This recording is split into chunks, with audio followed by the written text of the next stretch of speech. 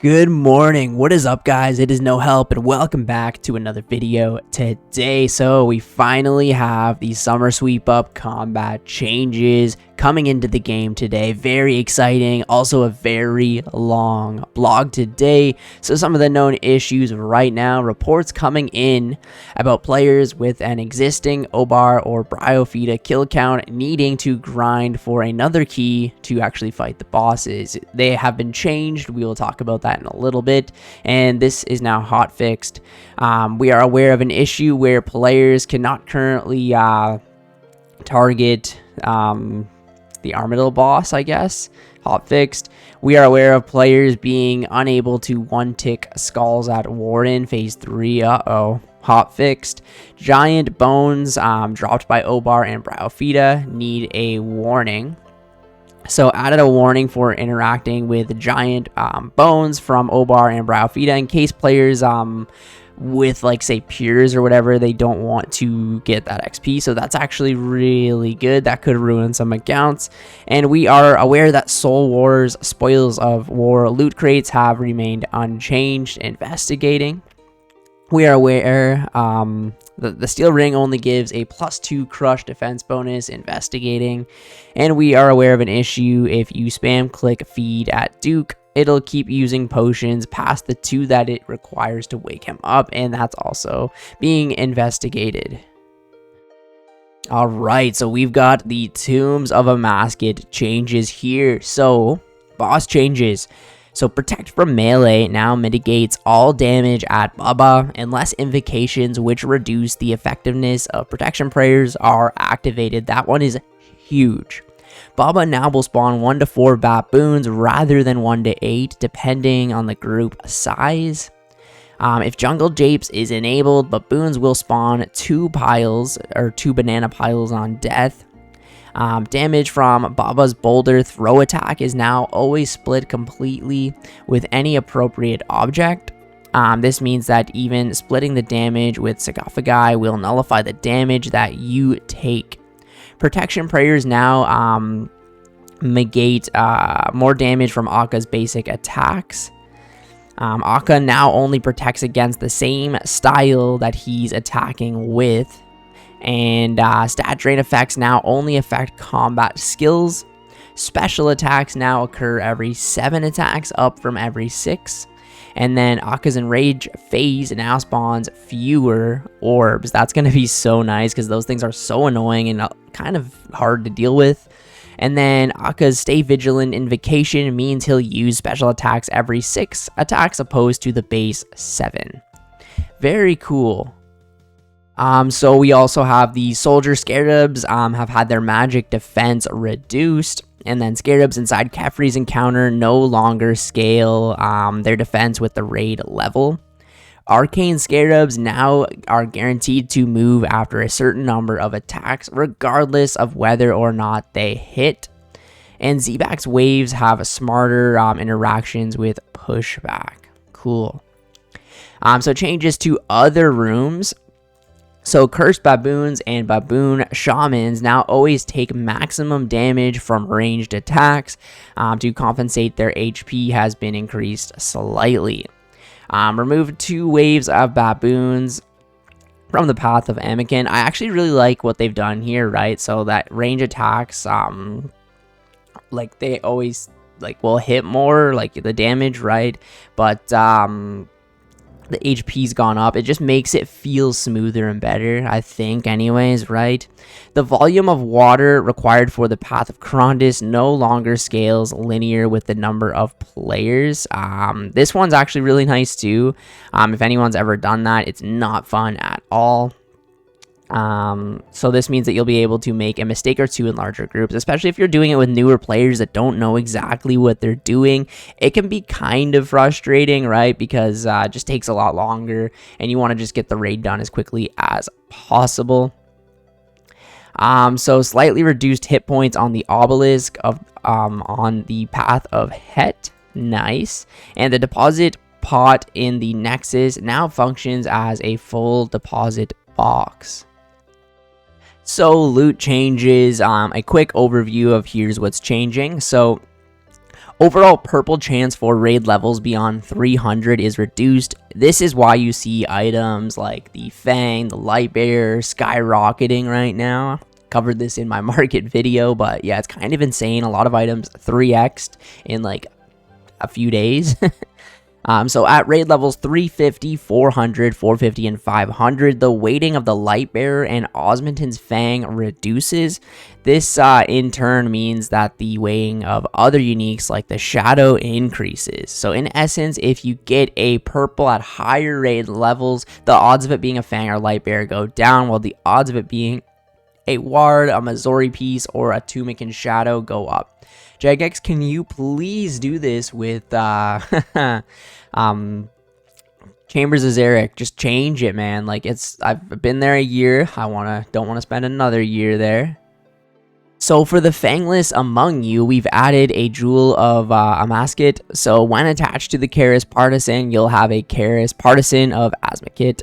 This version of the Karis Partisan is slightly less effective against Scarabs. Scarab Bane bonus reduced from 33% to 15%, but gains a plus 50 stab bonus and a plus 22 strength bonus, and only works within the Tombs of Amascut. This should slot nearly between the existing Karis Partisan and Osmond's Fang, being slightly stronger than a Zamorak Hasta, but it's only inside of the tomb. So this is really good, obviously, because they're making it like harder to actually get the Fang on like a lower level raid or lower level account, but then this kind of makes up for it until you actually land the Fang. So of course, obtaining these jewels can feel like a struggle, so we're making some changes to make these significantly less annoying to obtain. So the base drop rate was from 1 in 180 all the way down to 1 in 50, which is so nice. I remember it took me forever to get that one jewel that you really need, the sun one that heals you. So the this base rate still scales as before, meaning that at 75 kill count, your base drop rate is 1 in 16.67. If you have any other jewels, this rate improves farther. So it shouldn't take you too long at all to get the new jewel if you do not have a Fang yet. So we've got elemental weakness and NPC defense changes. This one is, there's a lot here, okay? So building on some of the systems we've implemented with Project Rebalance in 2024, we're rolling out more elemental weakness and making farther adjustments to existing defenses on a variety of monsters. So the specifics are absolutely massive. So we recommend checking out the spreadsheet or waiting for the Old School RuneScape wiki to update everything that you're interested in taking down. Yeah, they're making a massive changes. So this is actually the spreadsheet that they have listed there in the wiki or on the actual website, and you can see everything in here. As you can see, I'm scrolling. Yeah. So for elemental weakness, most of them have been applied according to the following rules. So air weakness can be found on things that fly or float, things with wings, ghastly ghosts, and spooky creatures. So water weakness can be found on anything that feels particularly fiery, so demons, Dazars. Yeah, it makes sense, right? Dragons, Vorkath being a notable exception, are the most relevant for many of you. So earth weakness is for tough exteriors like drakes, worms, trolls, the giant mole. The giant mole, a lot of people are like, why is the giant mole weak to earth? Because he lives in earth. I don't know. Gargoyles as well. I really like this because it just gives these other ones that you didn't use, like who the hell used an earth spell in like 2016, you know what I mean? Just nobody. So it's giving them like relevancy now. And then obviously fire weakness will burn icy creatures, sort of like bugs and stuff like that too. Kind of think of Pokemon. And then obviously perhaps the most interesting thing you'll see on the spreadsheet is flat armor. If you're not in the know, a flat armor value of 2 means an enemy takes 2 less damage than you would have hit. So meaning if you were to hit a 10, they'll actually only receive 8 damage. Negative flat armor values mean enemies take more damage per hit. So in practice, then an enemy with positive flat armor might encourage slower hitting weapons or weapons with fewer hit splats, while enemies with negative flat armor encourage fast hitting weapons or weapons with numerous hit splats like the scythe or the dual macchiato. This is why you see them shine against the moons of pearl. So realistically, we aren't likely to say this NPC has 20 flat armor. Hope you brought your Elder Maul. But it's a small rebalancing lever that we can tweak to nudge things one way or the other, similar to the more traditional defensive stats. In cases where we've introduced positive flat armor to an NPC, we're bumping HP down slightly so that kill time isn't likely to change considerably with your existing setups, but might slightly favor a change in setup. Yeah, I like this overall. I think it is good. So at this stage, we've taken a very light touch approach to any flat armor antics and focused more on traditional defensive stats, but we'll be keeping a close eye on how these changes feel in practice, or even thoughts you might have at this stage.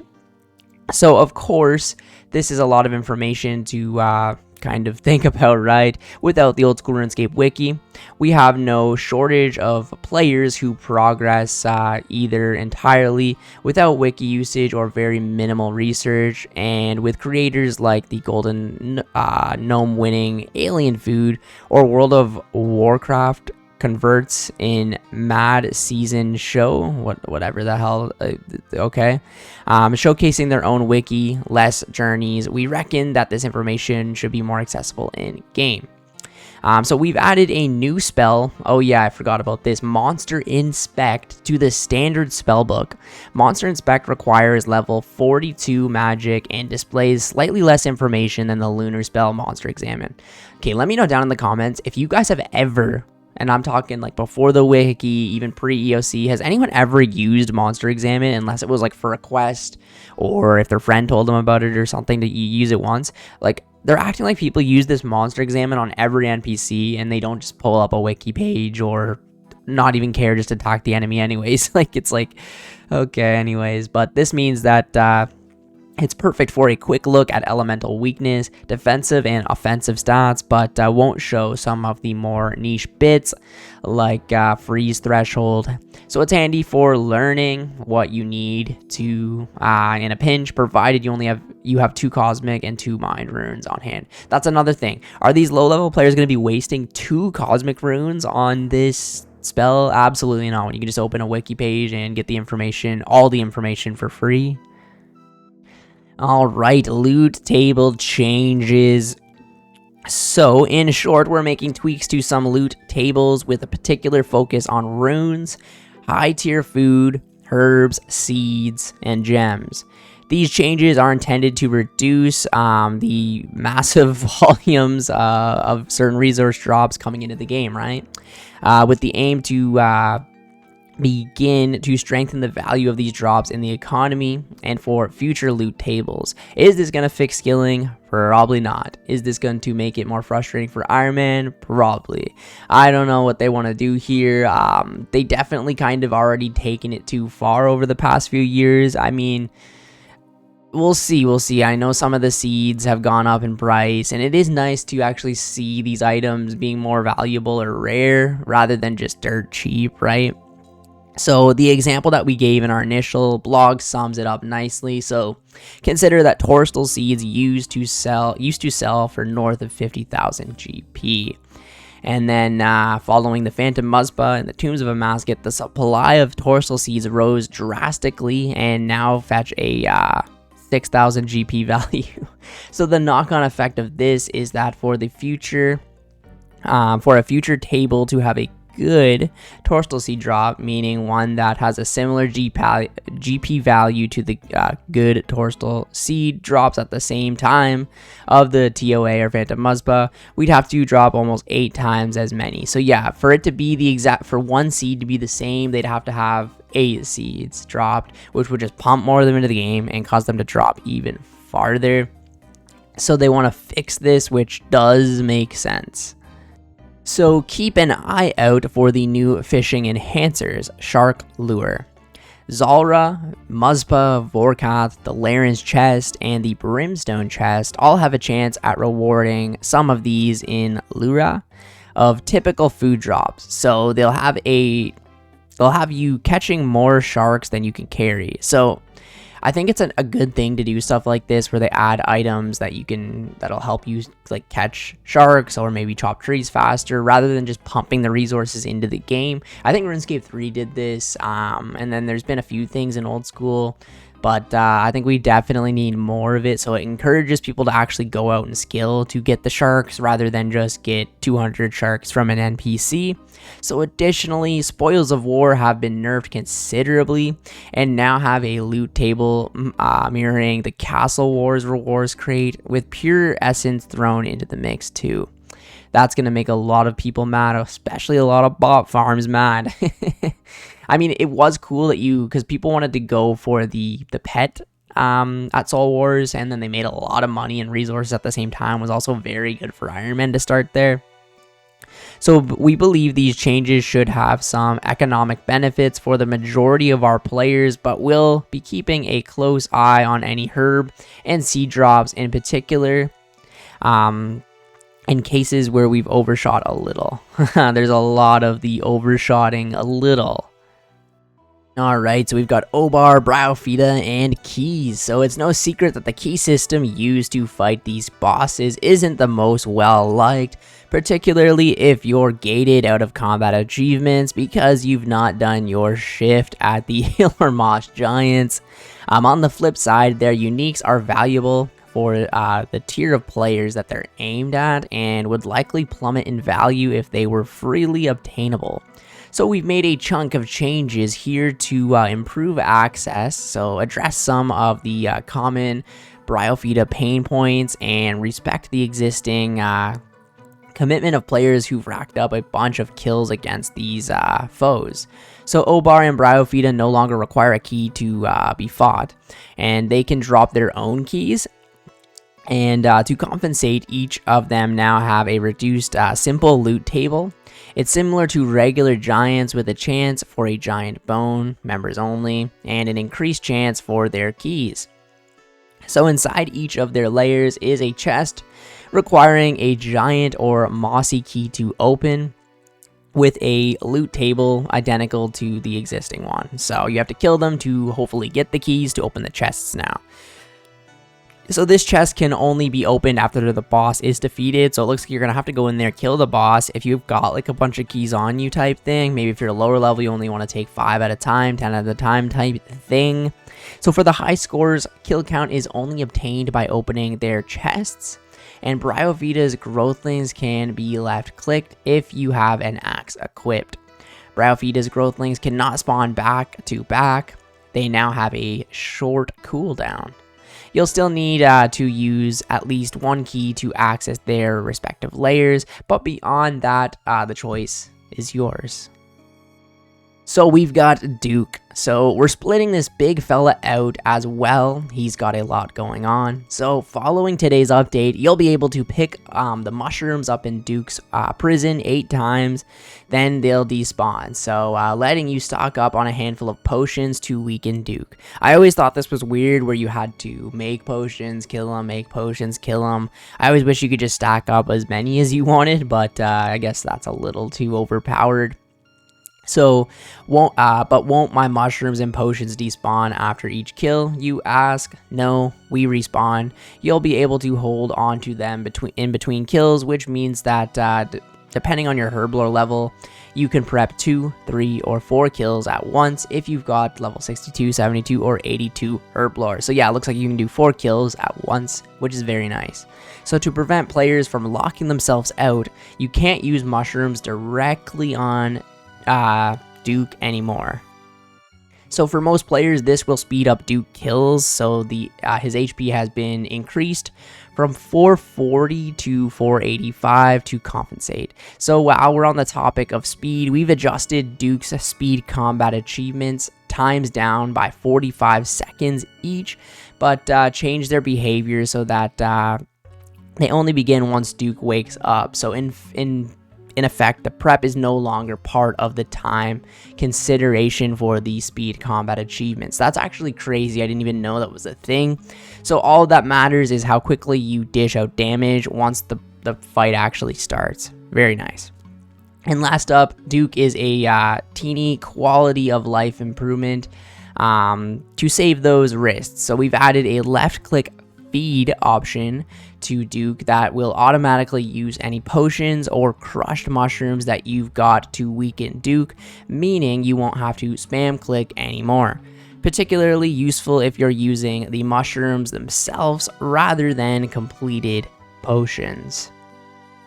So other boss and PVM related changes. So we removed an earlier phase of Phasani's Nightmare. You'll effectively start at phase 2, meaning you'll see 2, 3, and 4 walkers between phases. So to compensate, speed times for combat achievements have been lowered by a minute 30 each. The Sleepy Tablet now will drop at a rate of 1 in 25 and will be guaranteed on your 25th kill, or the next time logging in if you've already got more than 25 kill count, if you've not already obtained one. That is very nice. I wish they would do that with a lot of other drops in the game, but it just sounds like I'm complaining at this point. On death against Phasani's Nightmare, you'll respawn just outside of the instance rather than at your default respawn location. That is nice. So next, we'll always perform at least 2 more melee attacks whenever she uses one on all phases. This only happens if the player she's attempting to attack is within melee distance. So next can be damaged slightly beyond a phase transition threshold. So for example, if next swaps phases at 2720 HP, you'll be able to bring her down to 2550 before she begins nulling all damage again. That's actually huge. Next magic attack in her final phase will have its damage reduced by 25% if you activate Protect from Magic. That is nice. So damaging Blood Reavers will heal you for 75% of damage dealt. QoL now drops uniques at a rate of 1 in 18 instead of a 1 in 23. This means all uniques are slightly more common. The Dragon Hunter Wand now has a 40% magic damage and 75% magic accuracy against dragons, and can now auto cast ancient magics. That's actually huge. This item probably went up a lot. QoL's tail now has 300 HP, down from 400. The QoL hide now always drops as a batch of 3. They should just give everyone who got a drop 3, because I got one of those as well. You hate to see it. QoL hide armor pieces have had their crafting requirement lowered by 10 levels. I believe it was some crazy high crafting level requirement where no Iron Man would even have that. So that's good to see that is down a little bit. Hunter and fishing activities within Neopatzel have had a quality of life pass and should feel less buggy. So opening the chest within Neopatzel now has a cooler sound effect, even if you don't obtain a unique. That's interesting. The Blue Moon now spawns fewer tornadoes during their tornado attack. The Deranged Archaeologist now drops a new Steel Ring. So this ring has a plus 24 stab, slash, and crush defense. We've introduced a stat image at the end of the list. The Granite Ring now provides a plus 12 range defense, plus 2 stab, slash, and crush defense, and a negative 2 magic defense. All of those values are doubled upon imbuing, so that's good.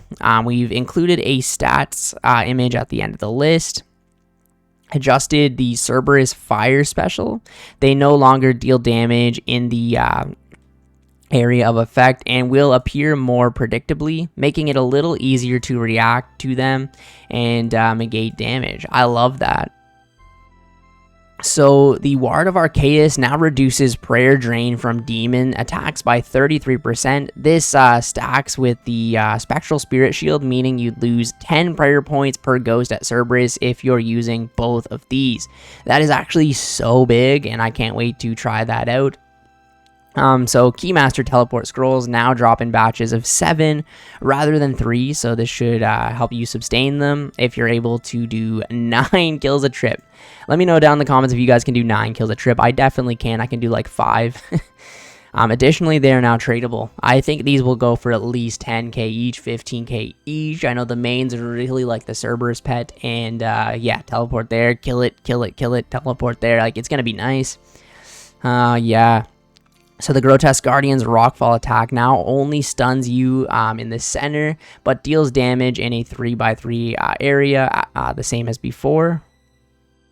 I cannot pronounce this, so I'm just going to call it this range weapon. Has had its range increased by 1. So on rapid, you can hit 6 tiles away. On long range, you can hit 8 tiles away. Halberds can now hit flying enemies like Amphioxes, including Criera. If it's not immediately obvious whether or not an enemy technically counts as flying, you'll be able to use this, or you'll be able to see this on Monster Examine. Or the wiki, guys. You could just go to the wiki for free instead of using your stupid. Demon Bane weaponry is now effective against the Ice Demon at the Chambers of Xeric. Desert Treasure 2 bosses now will drop a gold ring whenever you hit one of the behind-the-scenes Vestige rolls. You can also check retroactively how close you are. For example, if you've gotten 2 out of the 3 when you log in, after the change, you'll receive 2 gold rings on your next kill, assuming you don't get a unique. You can now show your Zuck Slayer Helm to the Desar guy to benefit from an equipped Zuck Helm within the Inferno and the Fight Caves. Note that no Slayer experience is provided unless you're actually on task, and you won't have an improved pet chance. So it's very good if you just want to camp out the content over and over again, because obviously the Slayer benefit is pretty big. The combat achievements rewards to double the duration of your summoned thralls have been moved to Master, down from the Grandmaster. Very nice. It's going to make more people actually go for the Master combat achievements, because doubling the duration of your thralls is massive.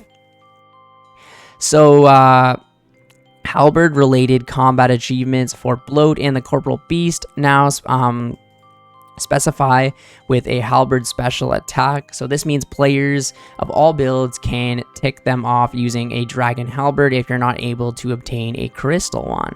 That's actually kind of nice for like peers, or I don't even know if a peer can wear that, but yeah.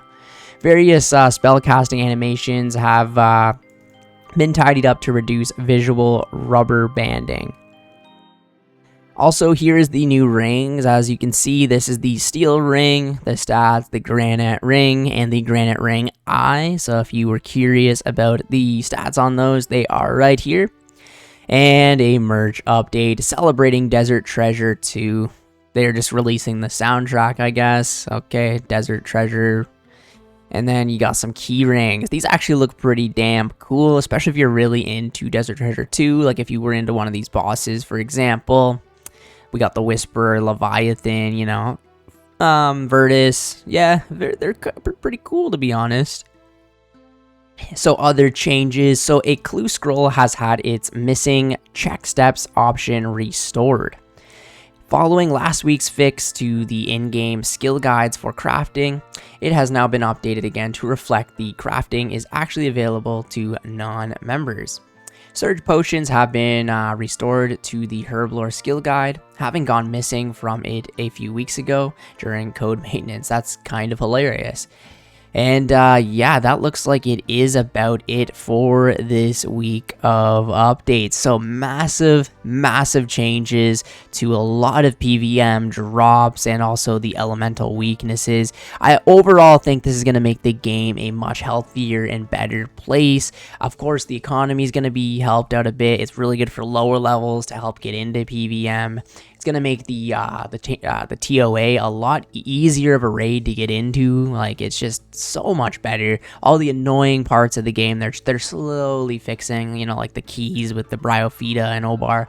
It's just overall very good changes. So yeah, let me know down in the comments, what is your favorite change from this update? I would love to know. Thank you guys so much for watching the video. If you did watch the whole video, comment 25 down in the comments below. I would really appreciate it. Thank you guys for watching. I will catch you in the next video. See ya later.